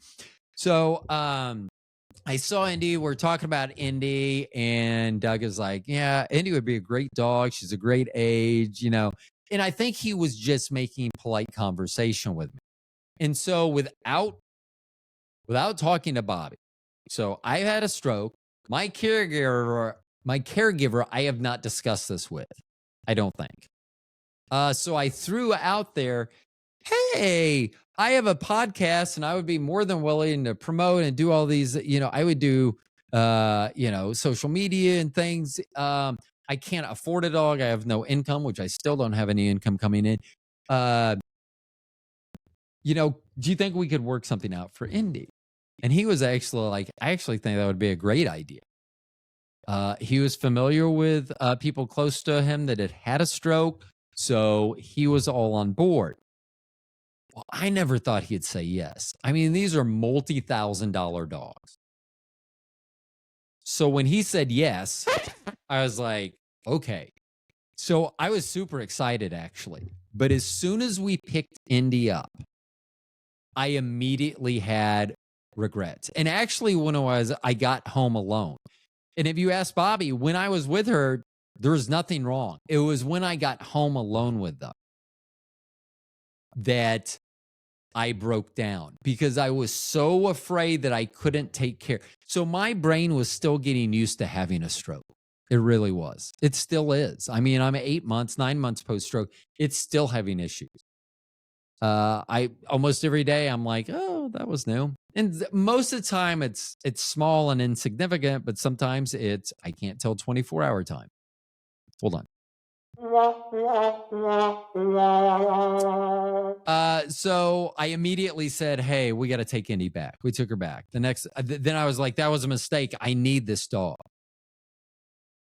And so we got Indy again 3 times. I know that wasn't 3. I can't control that hand. 3 times Doug gave us Indy, this wonderful Doberman, and 3 times I returned that dog because I didn't think I could take care of that dog. And even Trinity put it good. Trinity asked me, they go, well, what do you think you can't do? And I go, well, I just can't take care of it. They go, but you were taking care of it. So even though I was freaking out when I was by myself with the dog, there was nothing wrong with that. I mean, we were fine. Everything was totally fine. I just freaked out. So anyway, we gave the dog back 3 times. I know that was a lot of stress on Bobby. Like Bobby, to her, that is a lot of stress. And to caregivers, because they're not us and we may not understand fully their pain points, their pressure points that cause them pain, or different things. And that was hard. The 3rd time Bobby took Indy back, she was beside herself. I get it. I mean, 3 times in 3 days. But it really was the best thing for the dog and for us at that point. It was too early. I should have never said that I'm ready for a dog, because I wasn't in any way, shape, or form. Bobby and I have had a talk this week, so let's catch us up. So I'm going to talk about caregivers and I talk about us, because sometimes they have pain, So let me talk about my caregiver for a minute before I talk about us, which means me. Bobby is my world. I've said it since the day I met her. I walked in, I saw her, I immediately knew. I saw her from across the bar. I'm 6'5", she's 6'1". She was standing up like in an elevated spot, probably had some sort of heel on. She was a giant in a good way. So I saw her. Giant in a good way because I saw her. I told my roommate who worked with her, who I was going up there to meet, after Bobby went home with me that night, that I had met the woman that I was going to spend the rest of my life with. And at least 29, almost 30 years in, things seem to be going well. I mean, except for the whole stroke thing. Because I'll tell you, once again, that I think her life would be much easier. I'm not sure that she would have to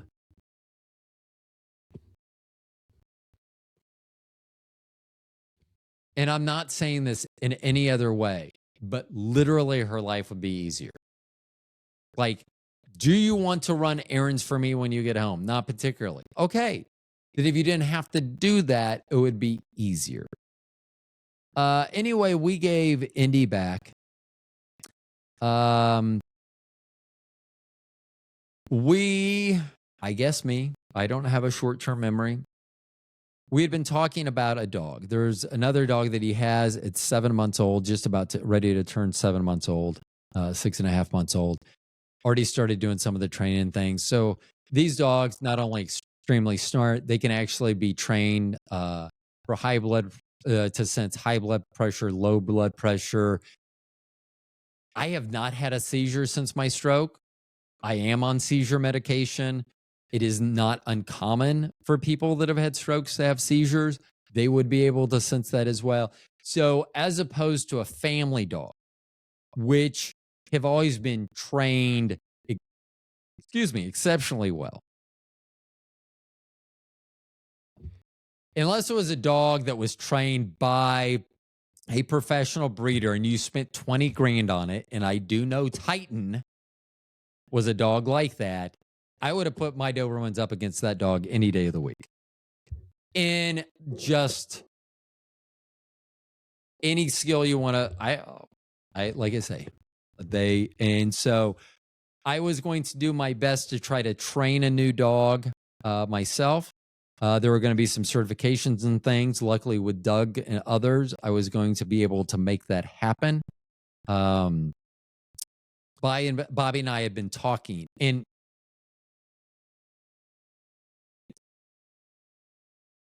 I did not do a good job of listening. Without her input, I started a GoFundMe account or campaign to help me raise funds that would cover the cost of some of the training, materials, aids, certifications, things. And I posted that while she was out of town last week without informing her. Somewhere I got the misconception, I have had a stroke, that she was okay getting a dog. I know that she's stressed about a lot of things. The reason I wanted to do the GoFundMe account was because of the stress and her having to work 6 or 7 days a week and everything that's going on. I wondered whether I was trying to make sure that because I don't have an income, my disability has not been approved. All my doctors and things seem to be hopeful because I don't have any feeling on my right side. So there's not a lot of people that are like, hey, let's hire that guy that can't feel himself if he cuts. So a few days ago, can't really see it anymore. There's a little dark. I somehow put a hole in my hand. Don't know when, don't know how. Don't know a lot of things. But I know that I was bleeding everywhere and Bobby pointed it out. And then I reacted in a way that I was upset, not with Bobby, but I was upset with myself that things like that happen. And I was upset with God because I'm like, that's frustrating for me that I can't feel that I'm bleeding. I mean, I'm sure we'll still find stuff because I don't have a memory. So I don't even know where I was going. I don't know how long it had been bleeding. I mean, I'm sure I'll pick up something. Oh, that has blood on it. I mean, I have no idea. Anyway, while Bobby's out of town, I decide that it was a good idea to start this GoFundMe campaign that would ensure that going forward until I recover, which I can always hope for, but we're getting at 9 months and I've seen where there's been some changes. I've seen where there haven't been. I mean, that can get depressing for me. How did I think of this? I thought this wasn't even going to be a half an hour long. And I know that it could be condensed down, the stroke information, to a half an hour. I totally understand that. But maybe if you're a stroke victim listening to this, then you just cannot reach the whatever you're listening to turn it off. Oh, that shit! You really don't want clapping. You can't reach it. Wait, go, stroke victim. So let's just say I started this campaign. Bobby saw it, and she was not happy. Well, and then because I don't know our banking information, I hadn't added it on. So Bobby sent me a text that was sizable. But I had sent her a text. I usually do voice to text. I didn't even see her text. I sent a voice to text that totally disregarded. So the text that she sent me, that long text that I didn't see. So I'm saying, hey, tonight when you get home, can you give me the bank information? I forgot that they needed it. And so she was like, no, and then like, look at my previous text. And so I read it, and Bobby was not on the same page. We were not on the same page. And that is my fault. I will take responsibility for that because I've had a stroke. I don't know what I'm doing half the time. And I know that I put her in a lot of, I know it can't be fun. And I want to say that I'm kind of best case scenario. I follow a lot of other stroke victims and their journeys, and I have it so much better compared to them. Sorry, my hanky. I don't know why I have to keep putting it so far away.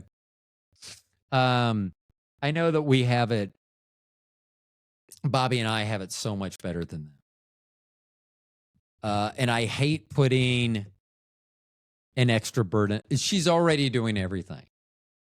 Like, it's not even like disability is going to solve things, because disability is not very much money. It's not like what I was making when I was working. And so things will be what they will. So Bobby and I had this talk. I even did an episode 394, which was called Buried the Lead, that we were getting a new Doberman. That's in my brain, and I was incorrect. So whatever I thought I heard, whatever I thought, and caregivers have to deal with this all the time. I probably have at least, let's say, at least an average stroke rank, if not better than average. And that sucks. And it's not just this with a dog, which was a pretty big one, but it's other things. And I get it. I mean, like, one of the things, like, is if the dog needed to go to the vet, Bobby has to find the time to take it to the vet. And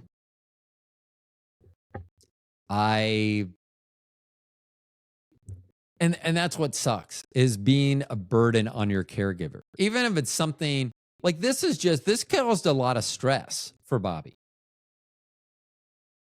Because I posted this, she's out of town on business meeting. She's wanting to focus on that. She's not wanting to focus on this and a dog and everything. And I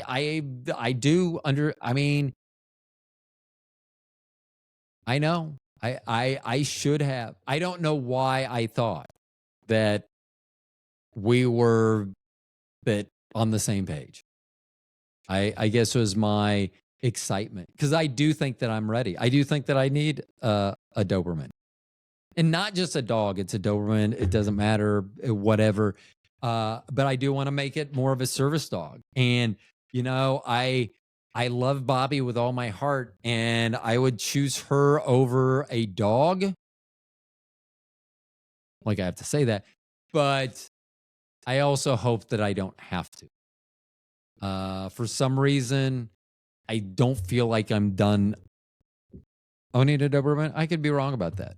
I mean, next week we may own a Doberman. We may never own another Doberman again. But I don't want to be more of a burden to Bobby. And I don't want something, I do say, that is going to cause Bobby more. And that's hard. I mean, not being able to do stuff. Like, I'm home all day. I wish I could cook dinner. There's not a lot. I mean, knives are not particularly good for me to be around. Scissors. Now I know why lefty scissors had the round end, so we couldn't cut ourselves. Lefty.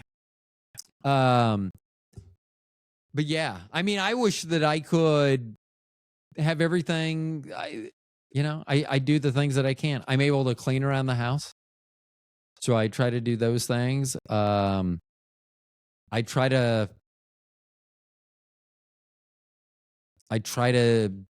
bless Bobby in the ways that I know how. And obviously, one of the ways I don't know how is how to talk about having a dog.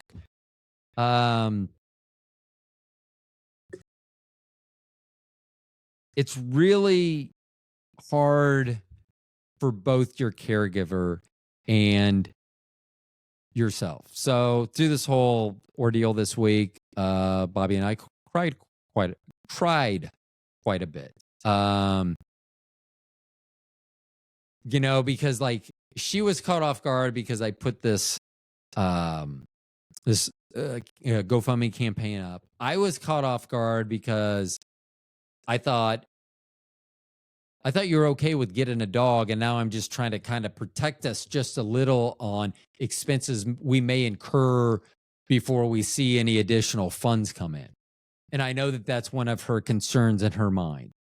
And I know that one of her concerns is also getting a dog when it seems like we have other things that are pressing. But once again, not just a dog. And even if it was just a dog, to keep me company during the day, I am lonely. I mean, I sometimes wonder if someone that's had a stroke that requires more care, the interaction they have with their nurse or their caregiver and stuff. I don't have that. Bobby leaves for work every morning at 6:30. Monday through Thursday, she generally will get home 6 or 6:30 at night, so I don't see her for 12 hours. And yes, generally I'm up before or by the time she leaves, generally before. So that's 12 hours a day. And then on Thursday, Fridays, and Saturdays, she's working, albeit a shorter hour at part-time. I mean, shorter hours, like, well, not necessarily 4 to 8 hours, depending on the shift or whatever. And that sucks. I mean, one of the cool things about having, I hope I just didn't dislocate that. That felt weird. I tried to, oh, fuck. Whoops. I tried to crack a knuckle and it bent in a way I was not prepared for. What was I just saying? I mean, that sucks. If you have a job that, like, I'm so excited about Morgan for everything that she's thinking about all these fun things, all these new experiences in Europe, and Bobby, when you have a job that, you know what? I mean, she's working full-time hours in 4 days, but she has 3 days off, 3 consecutive days off. Do you know how in the summer, how awesome that is? Well, Bobby doesn't because I'm not working. Hold on. I wish she did, and she used to last summer. 3 days off, Friday, Saturday, and Sunday. Oh, 2 of the days were bad. At least I got 1 day at the pool. I got 1 day out to do something. I got 1 day to myself. I got 3 days to hang out. And often those days I was working on Thursday, Friday, Saturdays. So she had them without me too, which is a blessing. And now she's having to work. And you know what I get to do? I get to read, write, do podcasts, play video games if my left thumb doesn't hurt. And I say left thumb because I can't feel my right thumb. I actually, and you probably can't see size-wise how much bigger this joint, that joint is right there. Probably no bueno. But you know what? Can't feel it. But it sucks for Bobby. I mean, having to work all that extra hours, she doesn't. If we bring something in, and it's not about a dog. It's not that Bobby doesn't want a dog. It's not that Bobby doesn't want me happy. Bobby is exhausted. Bobby is literally exhausted. And I'm telling you, for a caregiver, she has it fairly easy. Yeah, I'm a pain in the ass, but at least she's not having to wipe my ass. Dang it. I really got to change those because I use that a lot more often. That's the button I use, which is what Bobby tells me, and still I use the wrong button. So that was the right button in this instance. Okay. If you're a stroke victim and you're listening to this, oh God, it's hard, man. I don't know how people make it. So I will tell you, on my original notes, I actually wrote right there, this little note, I wrote, "Will we make it?" That was before the whole dog fiasco. Yes, we will. There's nothing that I would do anything for that woman. I don't want to not have a Doberman again, but if she said it's me or a Doberman, I would pick her. And I know that I kind of was like, I don't want to live in a world that I don't have both of them. And she knows it. They give me something that, I don't know. Yes, Bobby gives me the doggy style. There should have been more to a joke than that. It sucks. And let's see. I'm never going to finish this in 11 minutes, but I'm going to do my best. One of the things that has come with this is depression. I'm only going to speak about myself.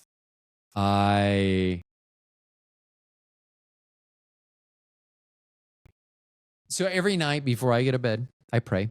Every night before I go to sleep, I pray. Sometimes, a lot of times, I fall asleep in the lazy boy down here with my leg up in the air, trying to control swelling. That's more post-op, but I will say, because, like I said, besides passing in your sleep,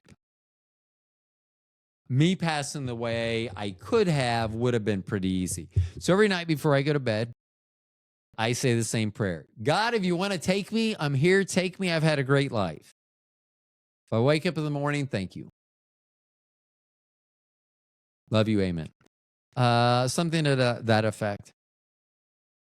My life's been awesome. It has been awesome. And I hope it still lasts. I think there's so many more exciting memories for me to share with Bobby and our family. I'm glad and I'm excited. But at the same time,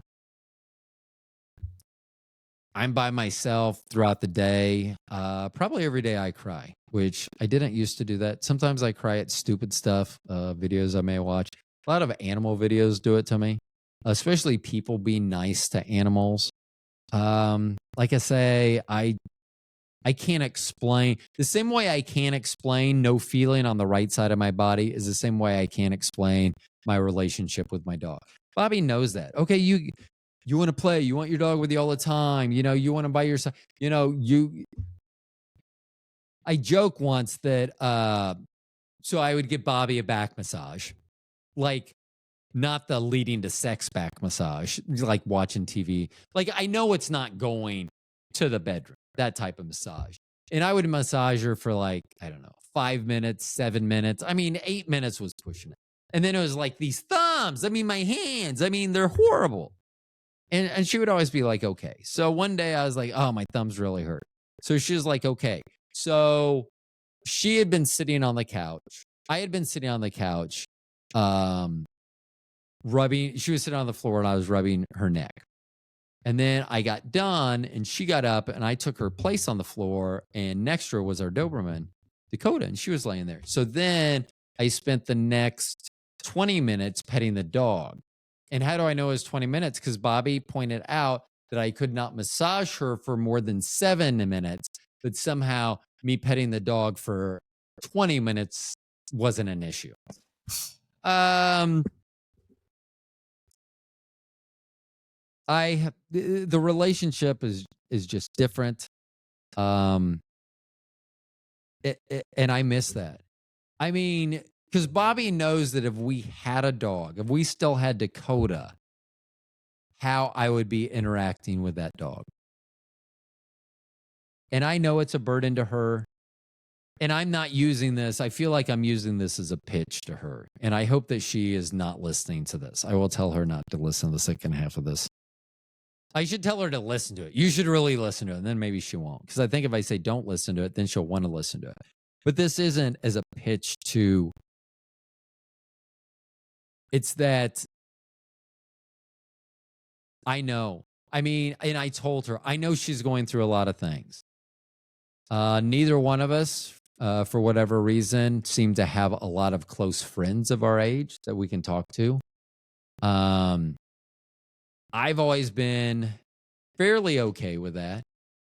I have found that to be different now.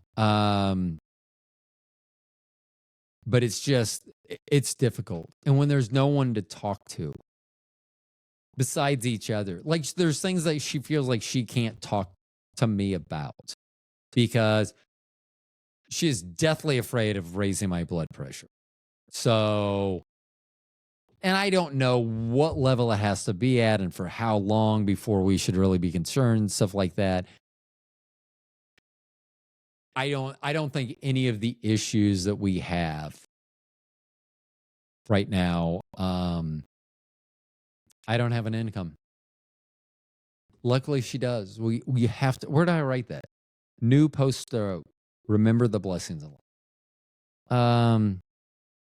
Pre-stroke was better because we had 2 incomes instead of 1. But luckily she has provided for us, and she's done such an amazing job, and she's loved everywhere she goes.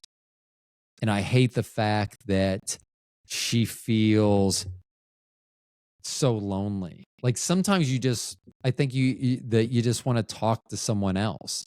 And the weird thing is, to me, that is my dog.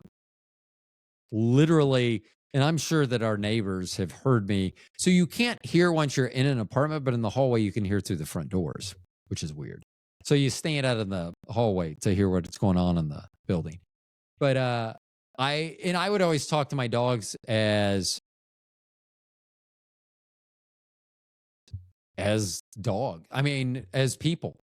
Not like I didn't see them as people, but I knew their limitations, and I knew to speak to them in a way that they would understand. There's no reason to get mad at a dog. So my dogs always learn to understand that I was the pack leader, and I would growl. They would know that they hear that sound, and they would know, and they would look at me differently. What is it, King Charles? I've fallen in love with that guy, that dog on not King Charles the King. There's a dog on Instagram that I follow, and I don't even know what kind of dog it is, but it shows that you don't have to be the biggest. You don't have to, as long as you run shit, you run shit. If you know, you know. And that's like some letters or something. That's what should be the name of the show. For these of you that have made it 2 hours, I know that this has been weird. That's why I continue to do this show. I mean, I did this show before because I like to talk and get stuff out. But now I think that not only do I like to do it, I think that I need to do it. And I'm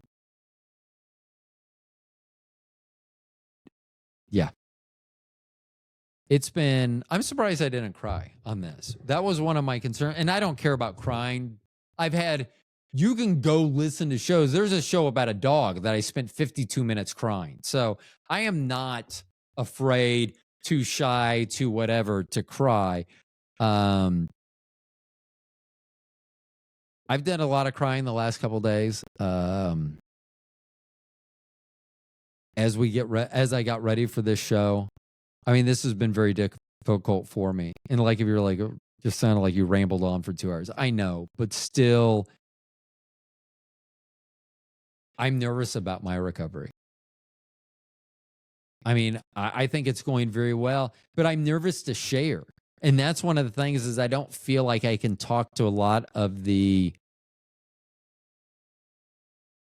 I've shared in these groups, but I haven't shared so much of my personal journey, because I feel like I'm not rubbing it in, but I don't want to be like, this is generally not me. Generally, I'm like, put the thumb on it. I don't want to do that. In fact, when I rang the bell getting out of the hospital at 2 weeks, even though I had a lot of deficiencies, I couldn't shake your hand. I couldn't feel, there were a lot of things going on with me that you may or may not have been able to see. I even told my therapist, I don't want to ring the bell. And they're like, why? And I was like, because I'm in this therapy, all these people around me, and I see what condition they're in. And then what condition I'm in, I feel embarrassed to ring this. And they said, do not be embarrassed. This bell is for your journey and your journey only. This bell doesn't have to do with anyone else's journey. And I went up there and I did. And I'm glad I did. I'm glad we recorded it. I mean, I am so glad that I'm here. I love Bobby with all my heart. I love Mo and Trinity with all my heart. So, yeah. I thought there was going to be more to the stroke show than this. Now, here's a weird thing about this. This is one of those hologram. See, I don't even know which way my arm moves. One of the hologram things. So it looks like an alien. Then something about weed up here. But when I turn around, it's just a leaf. It's just a leaf. It's weird. So when I look at it and then I turn around, it's like a simulation. Now, this dog right here on this calendar, this is what Jolo was supposed to does look like. Now, if Doug listens to this episode, he will have an understanding of what's going on. I'm giving this another week or so, as I had not talked to Doug about even entertaining a dog until August. I'm still leaving out hope. Yeah. You know what? If Bobby lets me put a leash on her every once in a while, then that'll be good too. Ooh, and I have the perfect collar for that. Hold on. I didn't really think that needed that, because this indicates joke or hilarity. That was neither meant to be funny or a joke. Boom, 2 hours. I obviously do not know how to speak for less than 2 hours. Like, if I could get honed in, like if I could get focused, once again, a producer, this is what you're talking about. They just talk to me in my ear. I think there is a chance, slim, there is a chance that I can make something of this. Now, it seems like I should have made that determination before I got to my 400th show, which is coming up here shortly, but I didn't. We'll see what happens. Hey, let's see. Caregivers. Yeah, I had a whole nother section. I'm not even getting into it. I don't feel like I did this justice. I mean, and I apologize to the other people that are out there that have had strokes. Keep fighting. I hope the best for you. And here's the thing, man, you guys are so inspirational, though. I mean, it's all over the board. Some people say you don't really gain anything after 6 months. Some say after years, they are still getting new things that are happening for them, which is awesome. So it's all over the place. I don't know where that is, but I watch a lot of different people, their videos, their reels on Instagram, on Facebook, and you guys are super inspirational. This is what is bearing the lead, that you guys are inspirational. That it's not like, that's what I think. If I post videos, it's not inspirational. Like, if I post videos and you don't know I'm a stroke victim and you see me like lifting the barbell or something, you'll be like, that guy's not doing much weight, because I'm not. But it would look more odd. It's not like, oh, that stroke victim's doing. And so I don't even want to post.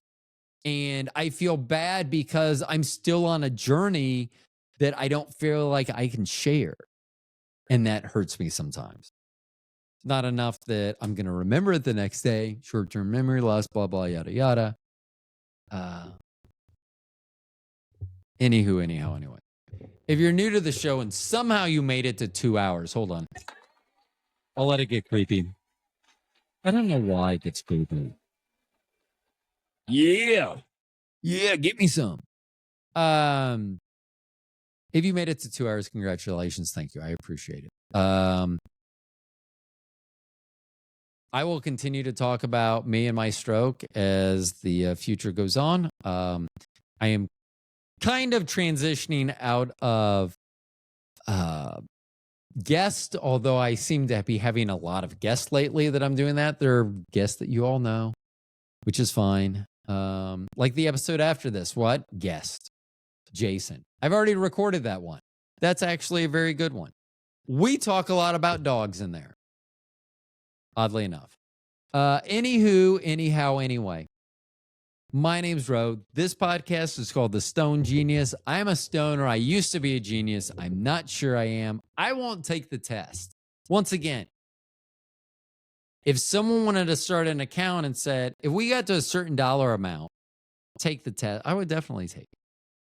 And the dollar amount is just because like, I don't know if they can kick me out. Like, what would they do? Like, what would Mints and the high IQ society say if they're like, oh, you don't qualify anymore? I should submit that and say asking for a friend and see if anyone answers. And funny thing is, I have probably already done that.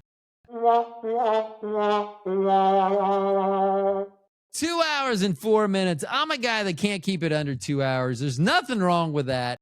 You try talking by yourself for 2 hours. It ain't easy. Actually, I find it easy. Bobby can make it 6 minutes.